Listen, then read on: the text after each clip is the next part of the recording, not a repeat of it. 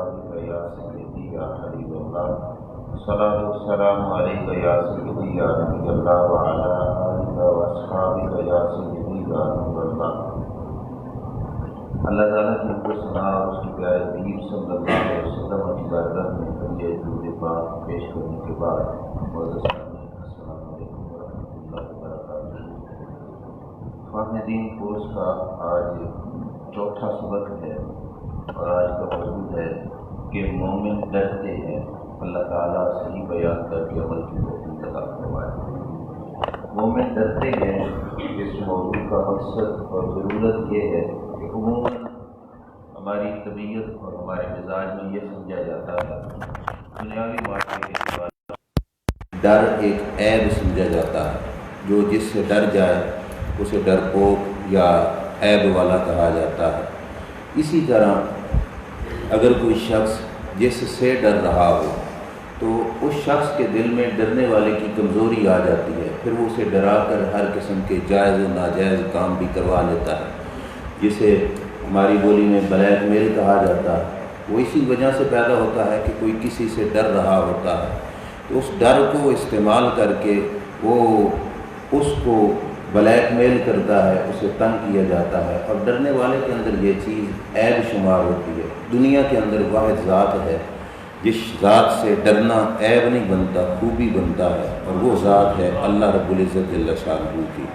اس ذات سے جتنا ڈرو گے عیب نہیں بنے گا، خوبی بنے گی، اور جو اس سے ڈرو گے اس کی نگاہوں میں تم گر نہیں جاؤ گے۔ دنیا میں جس سے ڈرو گے اس کی نگاہ میں گر جاؤ گے، وہ تمہیں ہلکا، گھٹیا، کمزور سمجھنے لگے گا، لیکن اللہ کی ذات سے جتنا ڈرتے جاؤ گے اس کی نگاہ رحمت میں اتنی اونچی شان پاتے جاؤ گے۔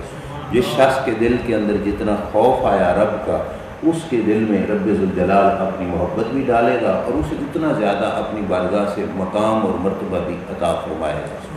تو اس واسطے مومن کا کام ہے کہ وہ اللہ سے ڈرے۔ ہر بندے کو یہ توفیق نصیب نہیں ہوتی۔ خوف خدا، اللہ سے ڈرنا، یہ بہت بڑی نعمت ہے اور خاص بندوں کو رب ذوالجلال عطا فرماتا ہے۔ ہم اپنی بولی میں یوں تو میں بھی کہوں گا کہ میں بھی رب سے ڈرتا ہوں، ہم سب کہیں گے کہ ہم ڈرتے ہیں، لیکن ڈرنے کا پتہ اس وقت چلتا ہے کہ جب بالکل جگہ اکیلی ہو، کوئی دوسری آنکھ بھی نہ دیکھ رہی ہو، اور گناہ کرنے پر انسان کی طاقت بالکل پوری طرح ہو اور بندہ گناہ کر سکتا ہو اور اس گناہ کرنے میں انسان کا فائدہ بھی ہو، عین اس موقع پر فقط اس وجہ سے اس گناہ کو چھوڑ دینا کہ اللہ دیکھ رہا ہے، یہ ہے اللہ تعالیٰ کا حقیقی ڈر۔ اور یہ جس کو نصیب ہو جاتا ہے اس کی یہ زندگی آسانی کے ساتھ سنور جاتی ہے کہ چپکے سے سب کچھ کر سکتا تھا، کسی تیسرے بندے کو پتہ بھی نہیں چلنا تھا، کسی کا حق کھا سکتا تھا، کسی کو پتہ بھی نہیں چلنا تھا۔ اس وقت اگر اپنے ہاتھ کو روکا فقط اس وجہ سے کہ میرا رب دیکھ رہا ہے، اس چیز کو حقیقی ڈر کہا جاتا ہے۔ اور جس شخص کو یہ نصیب ہوتا ہے وہ عام انسان نہیں رہتا، پھر وہ کامل اللہ کا ولی بن جاتا ہے اور اسے اللہ تعالیٰ اپنی بارگاہ سے بہت بڑا اونچا مقام عطا فرما دیتا ہے۔ اسی واسطے رب ذوالجلال نے بھی یہی فرمایا، وَخَافُونِ إِن كُنتُم مُؤْمِنِينَ، سورہ بقرہ میں فرمایا مجھ سے ڈرو اگر تم مومن ہو۔ اس سے پچھلے لفظ میں فرمایا وَلَا تَخَافُوهُمْ، کسی اور سے نہ ڈرو، مجھ سے ڈرو۔ مجھ سے ڈرو گے تو یہ اگر ایمان ہے تمہارے اندر تو فرمایا مجھ سے ڈرو، مجھ سے ڈرو گے تو تمہارے ایمان کے کمال کو تمہارے سامنے جو ہے نظر آ جائے گا۔ موجودہ حالات میں ہم ایک واہمی وائرس سے جتنا ڈرے اور اس ڈر کی وجہ سے ہم نے پتہ نہیں کیا سے کیا کیا۔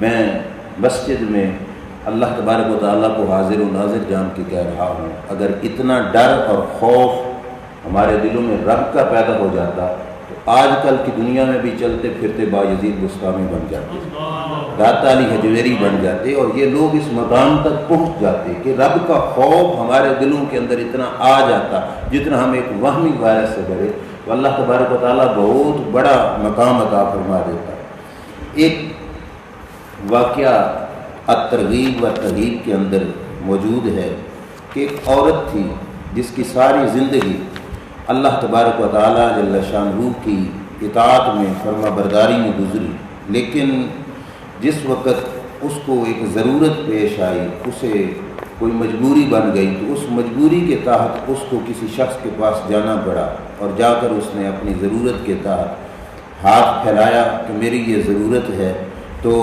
میری اس ضرورت کو پورا کر دو۔ اس شخص نے اس عورت کی مجبوری سمجھتے ہوئے اس عورت سے یہ کہا کہ اگر تو میری خواہش پوری کرے گی تو میں تیری ضرورت کو پورا کر دوں گا، مطلب میری خواہش کو پورا کرو۔ عورت نے مجبوری کی حالت میں اس چیز کو قبول کر لیا، اور قبول کرنے کے بعد جس وقت بند اور الگ کمرے کے اندر دونوں جمع ہوئے، اس وقت اس عورت کے جسم کے جو جوڑ تھے وہ بھی کانپنے لگ گئے، تھر تھر کانپنے لگ گئے۔ عورت کی آنکھوں میں آنسو آ گئے۔ اس نے کہا کیا وجہ ہے؟ اس عورت نے کہا ساری زندگی میں نے ایسا کوئی برا کام نہیں کیا کہ جس کی وجہ سے میں رب کے حضور نادم ہوں، شرمندہ ہوں۔ آج مجبوری کی وجہ سے میں اس نوبت پہ پہنچی ہوں کہ مجھے ایسا کرنا پڑ رہا ہے، اور مجھے اس رب سے ڈر لگ رہا ہے۔ اب دیکھو کہ یہ خوف خدا، اللہ سے ڈرنا مومن کی پہچان تھی۔ اس موقع پر جب عورت کو روتے ہوئے اور ڈرتے ہوئے اس بدکار شخص نے دیکھا جس نے ضرورت کے پیش نظر عورت کو برائی پر آمادہ کیا تھا، وہ شخص کہنے لگا تیری تو ساری زندگی نیکی میں گزری اور تو پھر بھی ڈر رہی ہے، تو زیادہ حق تو میرا بنتا ہے کہ میں ڈروں جس نے ساری زندگی رب کی نافرمانی کی ہے۔ اس چیز کو دیکھ کر اس بدکار شخص نے اپنے سابقہ گناہوں سے معافی مانگ لی۔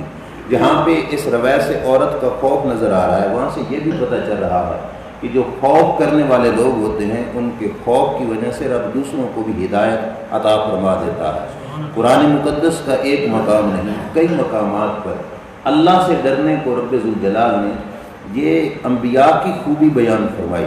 سورہ احزاب کی آیت نمبر 39 ہے، اللہ فرماتے الذین یبلغون رسالات اللہ ویخشونہ، میرے وہ بندے جو میرے رسول بن گئے اور میرا پیغام میرے لوگوں تک، بندوں تک پہنچاتے ہیں، فرمایا یخشونہ، وہ بھی مجھ سے ڈرتے ہیں۔ جب نبی اور انبیاء اللہ سے ڈرتے ہیں تو ہم کس بات کی مولی ہیں کہ ہم اپنے آپ کو یہ سمجھیں کہ ہمیں رب کا معاذ اللہ کوئی خوف نہیں۔ اللہ نے انبیاء کی شان بیان کی قرآن میں کہ وہ میرا پیغام بھی لوگوں تک پہنچاتے ہیں، وَيَخْشَوْنَهُ، اللہ سے ڈرتے ہیں، وَلَا يَخْشَوْنَ أَحَدًا إِلَّا اللَّهُ، اور انبیاء کی یہ خوبی ہے کہ رب کے سوا کسی سے نہیں ڈرتے۔ یہ بھی بہت بڑی دولت ہے، کیونکہ کرنا تو اسی نے ہے جو کچھ کرنا ہے، اور ہو بھی وہی سکے گا جو اس پہ وہ راضی ہوگا اور وہ کرنے پہ پورا یعنی قادر ہے اور راضی ہوگا تو وہی کچھ ہو سکے گا۔ کائنات کا کوئی شخص کسی کا بال بھی نہیں اتار سکتا جب تک کہ رب نہ چاہے، تو پھر لوگوں سے ڈرنے کی ضرورت ہی کیا ہے؟ پھر ڈرے بندہ رب سے اور اللہ کے حضور سر جھکا کے اس سے معافی مانگے۔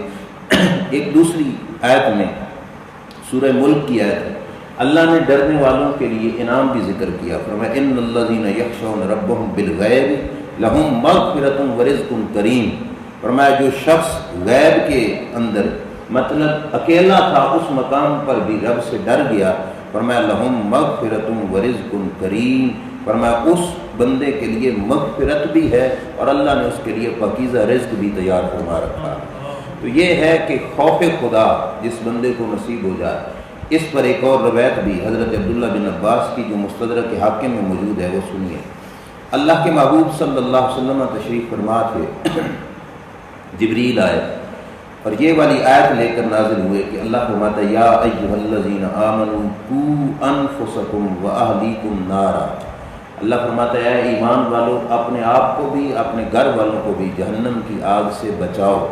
وقودھا الناس والحجارہ، وہ آگ کے جس کا ایندھن لوگ ہیں اور پتھر ہیں، جس میں لکڑی نہیں جلے گی، کاغذ نہیں جلے گا، انسان جلیں گے یا پتھر جلائے جائیں گے۔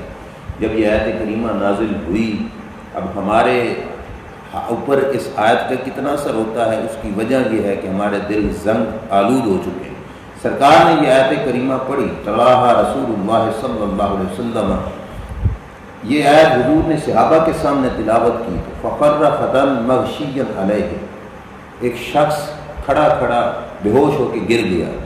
جب گرا امام الانبیاء صلی اللہ علیہ وسلم دوڑ کے گئے اس کے پاس۔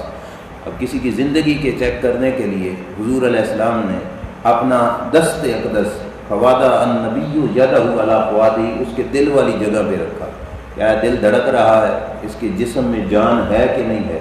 حضور علیہ السلام نے دل والی جگہ پہ ہاتھ رکھا تو فیضا ہوا یتحرک، دل دھڑک رہا تھا۔ اب اس کے دل میں خوف خدا آیا جس کی وجہ سے وہ بے ہوش ہو کے گر چکا تھا، اور حالت اس کی بالکل یہ تھی کہ وہ مرنے کے قریب ہو چکا تھا، اور اللہ کے محبوب صلی اللہ علیہ وسلم نے اس کے ایمان کو لوگوں کے سامنے ظاہر کرنے کے لیے یہ فرمایا، یا فتیٰ قل لا الہ الا اللہ، فرمایا اے دنیا سے جانے والے لا الہ الا اللہ بھی پڑھ لو، ایمان کے ساتھ جو خوف ہے وہ فائدہ دے گا۔ اس نے ساری بھری بزم میں لا الہ الا اللہ محمد رسول اللہ صلی اللہ علیہ وسلم پڑھا، اس کی روح نکل گئی۔ فبشرہ بالجنت، سرکار نے فرمایا صحابہ مرنے کے بعد یہ سیدھا جنت میں گیا، ابھی اسلام لے آیا، ابھی کلمہ پڑھا۔ تو صحابہ بول پڑے، کہنے لگے امن بیننا، ابھی تو کلمہ پڑھا ہے اس نے، ابھی فوت ہو گیا تو کیا ابھی سیدھا جنت میں چلا گیا؟ اس نے تو ایک نماز بھی نہیں پڑھی، ایک روزہ بھی نہیں رکھا، اس کا تو کوئی عمل بھی نہیں، کلمہ پڑھنے کے بعد جنت میں چلا گیا، اس کی زندگی تو اسے ملی نہیں۔ تو نبی اکرم صلی اللہ علیہ وسلم نے فرمایا تمہیں پتہ نہیں کہ اللہ فرماتا ہے ذالک لمن خاف مقامی وخاف وعید، اللہ فرماتا ہے جنت میں اسی کو عطا فرماؤں گا جس کے دل میں میرا خوف ہوگا۔ فرمایا اس کے دل میں خوف خدا تھا، ایمان بھی لے آیا تو اللہ کریم اس کو جنت عطا فرمائے گا۔ تو اس حدیث پاک سے بھی پتہ چلا کہ جس دل میں خوف خدا ہو اللہ تبارک و تعالیٰ اس دل کو جو ہے کامیابی اور اسے جنت ضرور عطا فرماتا ہے۔ اگلی آیت کریمہ سنیے، رب ذوالجلال ارشاد فرماتے ہیں والذین یؤتون ما آتوا وقلوبهم وجلہ، فرمایا وہ لوگ جو کچھ اعمال کا ارتکاب کرتے ہیں اس حال میں کہ ان کے دل اللہ سے ڈر رہے ہوتے ہیں، مطلب کچھ عمل کرتے ہیں اس حال میں کہ ان کے دل اللہ سے ڈر رہے ہوتے ہیں۔ یہ تو تھی آیت۔ اب اس آیت کا مطلب سیدہ طیبہ طاہرہ حضرت عائشہ صدیقہ نے حضور علیہ السلام سے پوچھا۔ اب جیسے ہم سوچ رہے ہیں کہ آیت کا یہی مطلب ہوگا کہ جو عمل کرتے ہیں اور اللہ سے ڈرتے ہیں کہ گناہ کر کے اللہ سے ڈر رہے ہوں گے۔ حضرت عائشہ صدیقہ رضی اللہ تعالی عنہا نے حضور سے پوچھا اہم الذین یشربون الخمر ویسرقون، یا رسول اللہ کیا یہ ان لوگوں کی بات ہے جو شرابیں پیتے ہیں، چوریاں کرتے ہیں، کسی کا حق کھاتے ہیں، کہ جو اللہ سے ڈرنے والے ہیں؟ اس آیت میں ان کا ذکر ہے۔ نبی اکرم صلی اللہ علیہ وسلم نے فرمایا لا، فرمایا عائشہ ان کا ذکر نہیں، یا بنت الصدیق لیکنہم الذین یصومون ویصلون ویصدقون، فرمایا یہ ان لوگوں کا ذکر ہے کہ جو نماز بھی پڑھتے ہیں، روزہ بھی رکھتے ہیں، ویتصدقون، اللہ کی راہ میں صدقہ بھی کرتے ہیں، لیکن اس کے ساتھ ساتھ وہم یخافون، یہ عمل کر کے پھر بھی ڈرتے ہیں۔ یہ ہے مومن کی پہچان۔ نماز پڑھ کے بندہ بے خوف ہو جائے رب سے تو اس نماز کا کوئی فائدہ نہیں ہوگا۔ 4 روزے رکھ کے بندہ کہے میں تو بس پار لنگ گیا، یہ روزہ بالکل کوئی فائدہ نہیں دے گا۔ ایک چھوٹا سا جملہ ہے، تھوڑی توجہ کرنا، بہت پیارا ہے اور وہ بہت فائدہ مند ہے۔ بزرگ فرماتے ہیں ایسی نیکی کہ جس نیکی کے بعد انسان کے اندر غرور پیدا ہو، اس نیکی سے بہتر وہ برائی ہے جس برائی کے بعد انسان کو ندامت حاصل ہو۔ ایسی نیکی جو نیکی کر کے بندہ غروریا جائے، مغرور ہو جائے، اس نیکی سے بہتر وہ گناہ ہے جس گناہ کے بعد انسان کو ندامت ہوگی، کیونکہ نیکی کر کے اگر غرور آ گیا تو وہ نیکی کسی کھاتے کی نہیں رہے گی، اور گناہ کر کے ندامت حاصل ہو گئی تو وہ گناہ انسان کو جو ہے اللہ تبارک و تعالیٰ صرف معاف ہی نہیں فرمائے گا، اس گناہ کی جگہ پہ اس کے نامہ اعمال میں نیکی لکھی جائے گی۔ تو ایسا گناہ جس کے بعد ندامت حاصل ہو جائے، شرمندگی حاصل ہو جائے اور بندہ اللہ کی بارگاہ میں جھک جائے، بہت بڑی چیز ہے۔ اللہ کریم نے، اللہ کے محبوب نے ارشاد فرمایا یہ ان لوگوں کی بات ہے کہ جو اللہ سے ڈرتے ہیں، ان کے دلوں میں رب کا خوف ہے، نیک عمل کر کے بھی رب سے ڈرتے ہیں۔ اور جس وقت صورتحال جو ہماری ہے اس کو بھی حضور علیہ السلام نے بیان کیا۔ احیاء العلوم میں امام محمد غزالی رحمۃ اللہ تعالی علیہ فرماتے ہیں کہ نبی اکرم صلی اللہ علیہ وسلم نے فرمایا یاتی علی الناس زمان یخلق فیہ القرآن فی قلوب الرجال کما تخلق الثیاب علی الابدان، فرمایا ایک وقت آئے گا لوگوں کے دلوں میں قرآن یوں پرانا ہو جائے گا جیسے بدن پہ کپڑا پرانا ہو جاتا ہے۔ پھول والا، نقش و نگار والا کپڑا بندہ لگاتار پہنتا رہے، کچھ وقت آتا ہے جس وقت اس کا نقش، اس کے اوپر بنے ہوئے پھول، اس کے اوپر بنے ہوئے ڈیزائن پرانے ہو جاتے ہیں، پھر بڑے غور سے نظر آتے ہیں، ویسے نہیں نظر آتے، اور زیادہ پرانا ہو جائے تو وہ بالکل ہی مٹ جاتے ہیں۔ فرمایا میرا قرآن، یہ قرآن سینوں کے اندر پرانا ہو جائے گا جس طرح کپڑے بدن پہ پرانے ہو جاتے ہیں۔ اب حضور علیہ السلام نے یہ فرمایا تو کوئی نشانی بھی تو ہونی چاہیے جس سے پتہ چلے کہ اندر گیا ہوا قرآن پرانا ہو چکا ہے.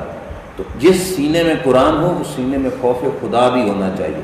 جن کے پاس قرآن ہو، جن کی صبح و شام تلاوت قرآن کی ہو، وہ اس سینے میں خوف خدا بھی ہونا چاہیے. تو سرکار نے وجہ بیان کی کہ قرآن کے پرانے ہو جانے کی وجہ اور صورتحال یہ ہوگی کہ اس زمانے کے اندر لوگ جو عمل بھی کریں گے لالچ کے پیش نظر کریں گے. لالچ ہوگا، بس تما ہوگی، اس کے اندر اور کوئی فائدے کا معاملہ نہیں ہوگا. بلکہ کیا ہے، فرمایا ان احسن احدہم قال یتقبل منی، اگر کسی نے نیکی کر لی تو وہ کہے گا وہ بس رب قبول کر لے گا. مطلب اسے ڈر نہیں ہوگا کہ پتہ نہیں رب قبول کرتا ہے یا نہیں کرتا. اور اگر برائی کر لی وین اسا قال یغفر لی، گناہ کر کے کہے گا بس رب بخش دے گا. فرمایا جس وقت یہ صورتحال پیدا ہو جائے تو سمجھ لینا سینوں میں قرآن پرانا ہو گیا. اب قرآن کے نقش جو تھے وہ سینوں سے مٹنا شروع ہو گئے کہ نیکی کر کے بندہ یہ کہے کہ رب قبول کر لے گا بس ٹھیک ہے، اور برائی کر کے کہے جی بخش دے گا. ایسی صورتحال نہیں. مومن کا کام نیکی کر کے بھی رب سے ڈرتا ہے. جیسے پچھلی روایت میں نے بیان کیا کہ نیکی کرتا ہے تو انسان پھر بھی اللہ تبارک و تعالیٰ جل شانہ سے ڈرتا رہتا ہے. اور جس کو خوف نصیب ہو جائے اس کی ایک اور روایت بھی سنیے. یہ بہت پیاری اور بہت خوبصورت روایت ہے. میرے آقا صلی اللہ علیہ وسلم ایک غلام تھے، انصار قبیلے سے تھے. حضور علیہ السلام کی مجلس اقدس کے اندر بیٹھتے تھے. حضور کے بیان کو سن کر، حضور کی صحبت کے اثر سے ان کے سینے میں خوف خدا پیدا ہو گیا. اب یہ خوف خدا بڑا کام کرتا ہے. اتنا خوف پیدا ہوا کہ ہر وقت روتے رہتے، ان کی آنکھوں سے آنسو بہتے، اللہ کی یاد میں تڑپتے رہتے. حتیٰ کہ نوبت یہ آ گئی کہ حتیٰ حبسہ ذالک فی البیت، اس خوف کی وجہ سے وہ گھر میں بند ہو کے رہ گئے. یہ جیسے آج کل خوف کی وجہ سے ہم سٹے ایٹ ہوم کا نظریہ اپنائے ہوئے ہیں، اسی طرح یہ تو خوف ایک وہمی چیز کا، اور اللہ کے خوف کی وجہ سے وہ گھر میں بند ہو گئے. اللہ کے نبی صلی اللہ علیہ وسلم نے پوچھا، ایک شخص تھا کہاں گیا؟ صحابہ نے عرض کیا یا رسول اللہ بہت روتے رہتے ہیں، وہ باہر نکلتے ہی نہیں، گھر میں ہیں اللہ کی بارگاہ میں، بس ان کے دل میں اتنا خوف ہے کہ وہ ہر وقت ان کی آنکھیں پانی برساتی رہتی ہیں. فجاءہ النبی صلی اللہ علیہ وسلم، جب سرکار کو بتایا گیا تو اللہ کے نبی خود چل کر ان کے گھر تشریف لے کے گئے. اب اس کی قسمت دیکھو کتنی، جس کے دروازے پہ رب کے نبی خود جائیں. وہ ذات جس کے دروازے پہ جبریل نوکر بن کے آئے، وہ اپنے غلام کے دروازے پہ گئے، چل کے گئے. اور دیکھو یہ اس کی عظمت تھی کہ اس کے دل میں خوف خدا تھا. تو حضور اس کے گھر گئے، دروازہ پہ دستک دی، اندر سرکار تشریف لے کے گئے. اٹھ کر اس شخص نے حضور کا استقبال کیا. فآتنکہ النبی صلی اللہ علیہ وسلم، سرکار نے یوں ہاتھ کھول کر اس سے معانقہ کیا، یعنی جب بھی ڈال دی. اللہ کے رسول صلی اللہ علیہ وسلم کے سینے سے جب اس کا سینہ لگا، آپ نے بھی دیکھا ہوگا بچہ رو رہا ہو، ماں یا باپ یا کوئی بہت عزیز اسے دلاسا دے تو وہ مزید رونا شروع کر دیتا. اب جب حضور علیہ السلام نے اس کو سینے سے لگایا، جب حضور نے چھوڑا تو اس وقت اس کی روح نکل چکی. کتنی قسمت اس شخص کی کہ جس کی روح نے پرواز وہاں کیا کہ حضور کے سینے سے سینہ لگ رہا ہے. میرے نبی علیہ السلام نے چھوڑا تو فخر میتا، حدیث میں لفظ ہے کہ وہ فوت شدہ ہو کے نیچے گرا. نبی اکرم صلی اللہ علیہ وسلم نے فرمایا جہزوا صاحبکم، فرمایا صحابہ اس شخص کو غسل و کفن دو. فإن الفرط فلذ قبضہ، فرمایا خوف خدا سے اس کا جگر پھٹ گیا. کتنی خوش نصیبی کہ بیماری سے جگر پھٹنا یہ تو اور بات ہے، اگر خوف خدا سے جگر پھٹے، اور نصیب بھی کتنے بڑے کہ حضور کے سینے سے سینہ اور موت آ رہی تھی. وہ شخص کتنی قسمت والا ہے. اتنا خوف صحابہ کے دل میں تھا جو مجلس نبوت میں حضور کی مجلس میں بیٹھتے تھے کہ ان کے جگر پھٹ گئے خوف خدا کی وجہ سے اور اللہ تعالیٰ جل شانہ کے ڈر کی وجہ سے. اور یہ تو صحابی تھے. حدیث میں آتے ہیں نبی اکرم صلی اللہ علیہ وسلم جب نماز میں کھڑے ہوتے، ساتھ والے شخص کو یوں لگتا جیسے حضور کے سینے سے، کہ جیسے چولہے پہ پڑی ہوئی ہنڈیا سے ابلنے کی آواز آتی ہے، حضور کے سینے سے ایسی آواز آیا کرتی تھی. اتنا خوف اللہ کے نبی صلی اللہ علیہ وسلم رکھتے ہیں. ہمارے دلوں میں بھی خوف خدا ہونا چاہیے. اور یہ خوف ایک ایسی نعمت ہے جس شخص کو نصیب ہو جائے، وہ چھوٹا کیوں نہ ہو اللہ کی نگاہ میں بہت بڑا ہے، اور بڑا ہو تو پھر اور بھی بڑا ہے. حضرت عمر رضی اللہ تعالیٰ عنہ سفر کر رہے تھے، راستے میں ایک چرواہے کو دیکھا. چرواہا جیسے ہمارے اس میں مزدور طبقے کو ماڑا سمجھا جاتا ہے، چرواہے کو ماڑا سمجھا جاتا تھا۔ حضرت عمر اس چرواہے کے پاس گئے، بکریاں چرانے والا تھا، پاس جا کے کہنے لگے یار اپنے اس ریوڑ سے ایک بکری نہیں مجھے دیتا، میں نے خریدنی ہے۔ تھا چھوٹا، ابھی جوان تھا، چھوٹی عمر کا تھا۔ جب حضرت عمر نے کہا کہ بکری نہیں دیتا تو کہنے لگا نہیں میریاں بکریاں نہیں ہیں، میں تو کسی کا نوکر ہوں، بکریاں میرے مالک کی ہیں، میں تو صرف چراتا ہوں، میں کیسے بیچ سکتا ہوں، میری اپنی ہوتی تو میں تمہیں بیچتا۔ حضرت عمر نے اس کو آزمانا چاہا کہ یہ کیسا دل رکھتا ہے۔ حضرت عمر نے کہا یار ایک بکری بیچ دے، مالک کو کہنا بھیڑیا آیا تھا اٹھا کے کھا گیا ہے، اس نے کون سی تحقیق کرنی ہے اتنے بڑے ریوڑ میں سے، میں تجھے پیسے دے دوں گا۔ اب یہ چیک کرنے کے لیے حضرت عمر نے کہا، اس شخص نے آنکھیں اٹھا کے حضرت عمر کے آنکھوں میں آنکھیں ڈال کے کہا مالک کو تو نہیں پتہ چلے گا لیکن رب تو دیکھ رہا ہے کہ میں جھوٹ بول رہا ہوں۔ جس وقت اس بکریاں چرانے والے نے یہ لفظ بولے کہ رب دیکھ رہا ہے کہ میں جھوٹ بول رہا ہوں، اس وقت حضرت عمر رضی اللہ تعالیٰ عنہ نے کہا چل مجھے اپنے مالک کا دروازہ دکھا جس کا تو غلام ہے، نوکر ہے۔ حضرت عمر اس کے گھر گئے اور اسے کہا یہ غلام بیچنا ہے؟ اس نے کہا ہاں بیچنا ہے۔ کہا کتنے کا؟ منہ بولی قیمت حضرت عمر نے جیب سے دے کر کہا کہ ایسے شخص کا حق نہیں بنتا کہ غلامی کرے، اس کو آزاد ہونا چاہیے جس کے سینے میں اتنا رب کا خوف ہوتا۔ یہاں صرف آزاد کیا۔ اور ایک مشہور بات جو آپ سنتے ہیں کہ کوئی مائی، یہ کتابوں میں موجود ہے، سیرت کی کتابوں میں، اپنی بچی سے کہہ رہی تھی کہ دودھ میں پانی ملاؤ، تو بچی نے ماں سے کہا کہ امیر المومنین عمر فاروق نے منع کیا۔ حضرت عمر گلی سے سن رہے تھے تو اس نے کہا تیرا امیر المومنین کوئی دیکھ رہا ہے؟ تو بچی نے کہا وہ تو نہیں دیکھ رہا لیکن اس کا رب تو دیکھ رہا ہے۔ اب بس بچی کا سٹیٹس یہ تھا۔ حضرت عمر وہیں سے گھر گئے، آپ کا ایک بیٹا تمہارا تھا، اس کو بلایا، کہا بیٹے آؤ میں تمہارا رشتہ دیکھ کے آیا ہوں، تمہاری شادی کرنا چاہتا ہوں۔ وقت کا حاکم جو صدر ہے، سب سے بڑے منصب پر ہے، اس کا بیٹا یعنی شہزادہ، اور کس گھر میں بیاہنے کے لیے پیغام بھیجا جن کا گزارا دودھ بیچ کے چلتا تھا، اور وہ بھی پوری نہیں ہوتی تھی کہ پانی پانے کا ڈالنے کا سوچ رہے تھے۔ حضرت عمر نے اس گھر سے رشتہ مانگا، اس گھر سے بچی حضرت عمر کے بیٹے نے اپنے نکاح میں قبول کی۔ اس کی وجہ یہ تھی کہ وہ بچی اگرچہ دودھی عورت کے گھر کی تھی لیکن دل میں خوف خدا تھا۔ حضرت عمر نے سمجھا کہ یہی سب سے بڑا اعزاز ہے، یہ بچی میرے بچے کے رشتے میں آنی چاہیے۔ پھر میاں صاحب فرماتے ہیں نا، میاں محمد بخش رحمۃ اللہ علیہ کہ تم میں دی ول کوڑی ہوندی تے اثر ہوندا وچ ویاں، جے جے ویکھی ماں محمد اس دے پت دھیاں۔ بیٹا حضرت عمر کا تھا اور بیٹی وہ بچی وہ تھی جو ماں کو یہ کہہ رہی تھی۔ ان دونوں کے تعلق سے ایک بچی پیدا ہوئی جس بچی کو رب نے بیٹا عمر بن عبدالعزیز جیسا عطا فرمایا۔ وہ عمر بن عبدالعزیز جس کے دور حکومت میں شیر اور بکری ایک جگہ سے پانی پیتے تھے، اور لوگوں نے کہا تھا ایسا کیوں ہے، تو اللہ کی طرف سے پیغام آیا تھا کہ یہ اس وجہ سے ہے، یہ بندہ عدل کر رہا ہے تو زمانے میں کسی اور کو جھگڑا کرنے کی ضرورت ہی نہیں ہے۔ بکری اور شیر ایک جگہ سے پانی پیتی تھے۔ وہ عمر بن عبدالعزیز اس بچی کا نواسا جا کے لگتا ہے جو بچی ماں کو کہتی تھی کہ اگر عمر نہیں دیکھ رہا تو رب تو دیکھ رہا۔ اس بچی کی نسل سے عمر بن عبدالعزیز پیدا ہوئے تھے۔ اور آخری بات حضرت عمر فاروق رضی اللہ تعالیٰ عنہ کی اپنی، کہ حضرت عمر فاروق نے ایک رجسٹر رکھا ہوا تھا۔ یہ بات اس خاطر کہ ہم جتنے بیٹھے ہیں اگر باقی گفتگو پہ عمل ہو نہ ہو، اس بات پہ کوشش کیجیے کہ ہم عمل کریں، یہ ہم سب کے لیے ایک پیغام ہے۔ حضرت عمر نے ایک رجسٹر رکھا ہوا تھا، ہم نے اپنی ڈائری بنائی ہوتی ہے جیسے، لیکن حضرت عمر کا یہ طریقہ تھا کہ ہر روزانہ جو کام کرتے اس کو اس کے اندر لکھ لیتے کہ آج میں نے یہ کیا، آج یہ کیا، آج یہ نیکی کی، آج یہ خطا ہو گئی، غلطی ہو گئی، یہ نیکی مجھ سے رہ گئی، یہ سارا کچھ لکھ لیا کرتے تھے۔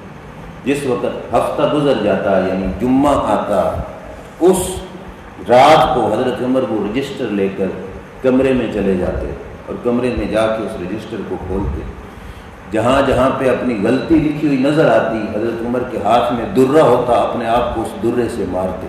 تو نے کیوں رب کی نافرمانی کی، اللہ کی نافرمانی کیوں کی، اپنے آپ کو اس درے سے مارتے۔